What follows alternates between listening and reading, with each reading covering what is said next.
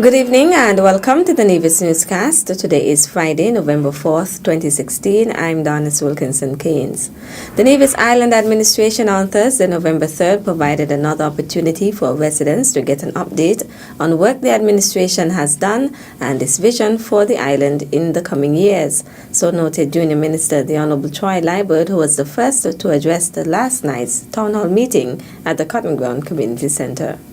In terms of the Department of Physical Planning, we have for several months now been working on some draft legislation that will remove some of the ambiguities about the planning process. Oftentimes we have people who would submit plans to the Department of Physical Planning and, for whatever reasons, they are unable to get the straight answers that they want. So we have been working, we have gotten the services of a consultant, and this was done through grant funding from, I think it's the GIZ, it's a German fund, and we have been working on some draft legislation for some time now. Hopefully, this draft legislation, we will be able to bring it to the House in the first quarter of next year, and that would mean improved turnaround time and improved efficiency in bringing plans, in bringing development plans from the planning stage to the construction stage. I believe when we assumed government in 2013, it was a situation where we certainly would have had to buckle down and get on with the business of running this island.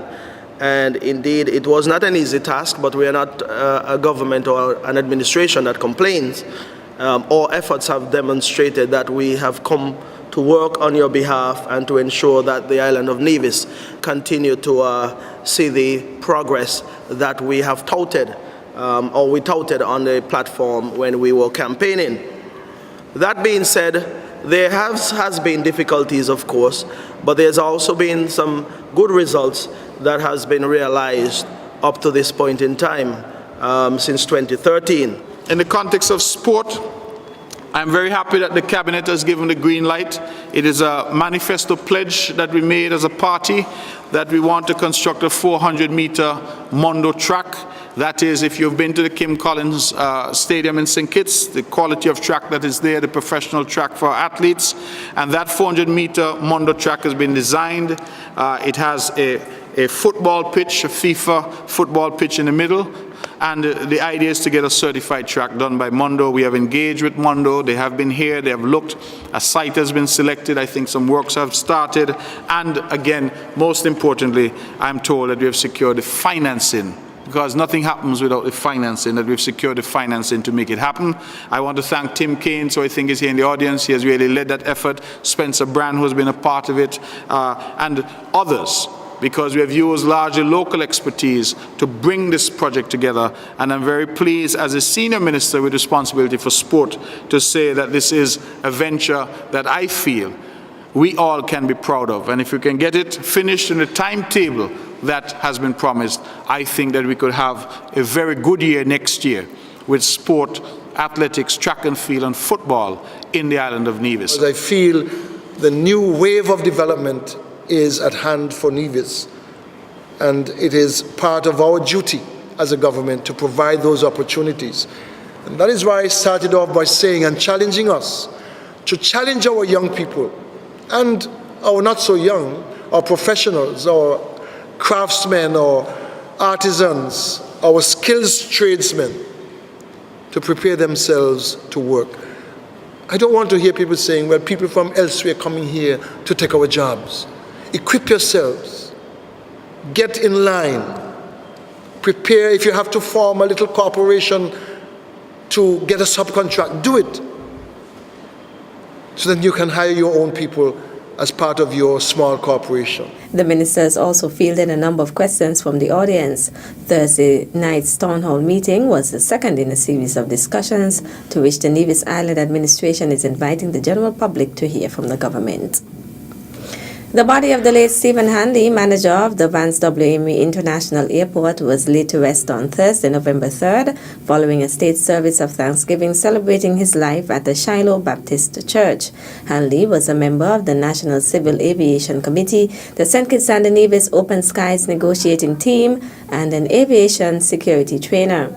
The service was attended by representatives of the Eastern Caribbean Civil Aviation Authority, the St. Christopher and Nevis Seaports Authority, the Department of Civil Aviation, and the Department of Maritime Affairs, among many others. A number of touching tributes were made honoring Hanley's memory, including that of the Nevis Air and Seaports Authority NASPA, on whose board Hanley was a secretary. Who was Steve? I asked the staff. The many responses came. One who was helpful, caring, calm, organized, meticulous, hardworking, diligent, ambitious, professional, and my favorite, a decent man. Steve was easy to work with, and the staff clearly loved him dearly. The board, management, and staff thank the Almighty God, first of all, for lending Steve to us as part of his purpose on earth. We thank the family for standing with him and being a tremendous support for him in making NASPA a better establishment. During the formal remembrance, Jennifer Hodge noted that Hanley, a member of the Nevis Defense Force Reserves, was assigned adult instructor attached to the Nevis Cadet Corps. Stephen rose to the rank of Warrant Officer Class 2, WO2. One of his ambitions was to become a commissioned officer to carry a sword at parade. This did not materialize, even though he applied for the officer training course. He, however, realized another ambition when he was made the commander of the Independence Parade in 2006, when the cadets were the only armed unit on parade. And what a fantastic job he did backing out those orders. WO2 Hanley organized a week of activities in 2012 to mark the 30th anniversary of the passing out of cadets in Nevis. He was awarded that same year at the Independence Day Parade for his outstanding dedication and contribution to the Nevis Cadet Corps. Steve loved his family. He always tried to maintain good discipline in his children. He instilled great values and the importance of family and a good education in all of his children as he spent quality time with them. Steve, although he had such a short life, 42 years, accomplished quite a lot and made his parents immensely proud. Small-scale agro-processors in St. Kitts and Nevis are now better positioned as business proprietors to contribute to sustainable agricultural development thanks to the timely intervention by the Inter-American Institute for Cooperation and Agriculture, AICA, which conducted a workshop on food labeling on October 27th. The workshop, which was organized by Augustine Merchant, AICA representative for the St. Kitts and Nevis delegation, was facilitated by Oriel Walters from Concept Branding in Antigua, Iwan Odein from the St. Kitts Bureau of Standards, and Jehan Williams from the Federal Government Intellectual Property Rights Office. The workshop was funded by the 10th European Development Fund Agriculture Policy Program and executed through an agreement between the European Union and AICA with other implementing bodies such as the Caribbean Agriculture Research and Development Institute and the CARICOM Secretariat. The main aims of the workshop were to enable small-scale enterprises in St. Kitts and Nevis, including women and youth, to strengthen value-added processes and marketing opportunities to meet the demands of retailers and consumers, and to strengthen the capacity to increase the volume, quality, standard, and differentiation of local value-added products. Still to come, St. Kitts and Nevis to join observance of World Tsunami Awareness Day. The details after this break. As a responsible taxpayer, you help to finance free health care at all health centers on Nevis. Thank you for putting country above self. This message was brought to you by the Inland Revenue Department, Nevis. Be a responsible citizen.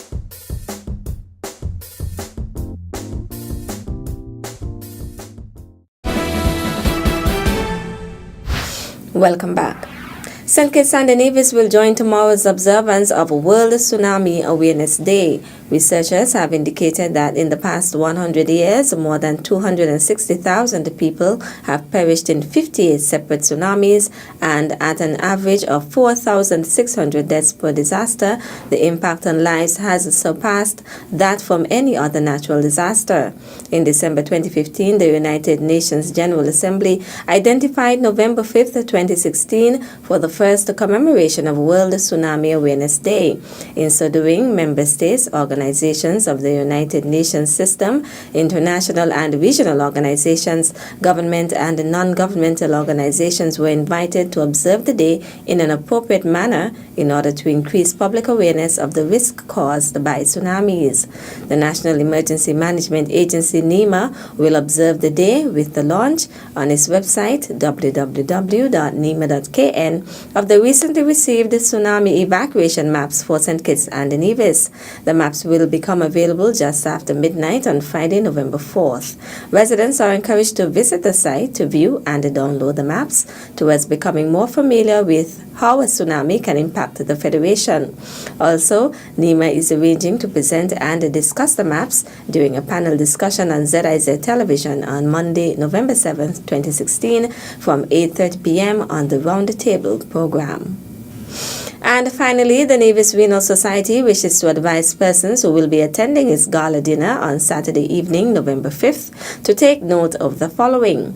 As this year's gala dinner will be held at the Four Seasons Resort Nevis, the Nevis Renal Society, along with the resort, will be implementing a valet parking service. All guests are asked to drive to the front door, where they will be greeted and presented with a claim ticket for their vehicle. The bell attendants will then park all vehicles. At the end of the event, guests should present the claim ticket to the bell attendant to receive their vehicles. The annual gala dinner is the Nevis Renal Society's biggest fundraising event, the proceeds of which go towards dialysis operations expenses for patients with kidney-related illnesses. That's it for this evening's edition of the Nevis Newscast. On behalf of all of us here at the Department of Information, thank you for viewing. I'm Donis Wilkinson Keynes. Good night. At a loss as to what's going on in Nevis? Tune into NNC on NTV. Don't worry if you don't have cable either. NNC will bring the news to you wherever you are. Facebook and Facebook Live. YouTube and YouTube Live. NevisTVOnline.com. Roku app, NTV mobile app, Smart TV, Apple TV, and any other IPTV platforms. When me ANC and you ANC, NNC.